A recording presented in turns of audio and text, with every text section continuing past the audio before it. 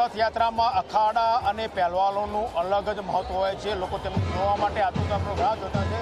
આ દ્રશ્ય તમે જોઈ શકો છો 149 રથયાત્રાના કે જ્યાં જે મસલ્સયુક્ત પહેલવાનો છે તે પોતાના મસલ્સનું પ્રદર્શન અહીંયા કરી રહ્યા છે. લાંબા સમયથી તેઓ મહેનત કરતા હતા ભગવાન જગન્નાથની રથયાત્રા માટે. એમની સાથે જ વાત કરી કે કઈ રીતે આ તૈયાર કરી, કેટલા સમયથી તૈયારી ચાલતી હતી રથયાત્રા માટે? છેલ્લા 2 મહિનાથી અમે રોજ 3-4 કલાક વર્કઆઉટ કરતા હતા. તૈયારી ચાલી રહી છે અમારી, અને આજે અમને પરફોર્મ કરવાનો મોકો મળ્યો છે. ખૂબ આનંદ થઈ રહ્યો છે. કેવું લાગે જ્યારે ભગવાન જગન્નાથની રથયાત્રામાં આ મોકો મળે? અમે બહુ ભાગ્યશાળી છે કે અમને આ મોકો મળે છે. અમે લોકોને અવેરનેસ કરવા માંગે છે ફિટનેસ વિશે, એના માટે અમે કરતબો બતાવીએ છીએ. શું મેસેજ આપશો જનતાને?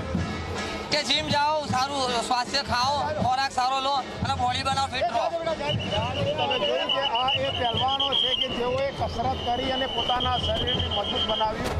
આ રથયાત્રામાં તેઓ પોતાના શરીરના બોડીના મસલ્સનું પ્રદર્શન કરી રહ્યા છે અને સાથે એ સંદેશ આપી રહ્યા છે કે દરેક વ્યક્તિએ હેલ્ધી લાઈફ માટે વ્યાયામને અપનાવવો જોઈએ. કેમેરા પર્સન સાથે ગૌરવ પટેલ, ઝી મીડિયા, અમદાવાદ.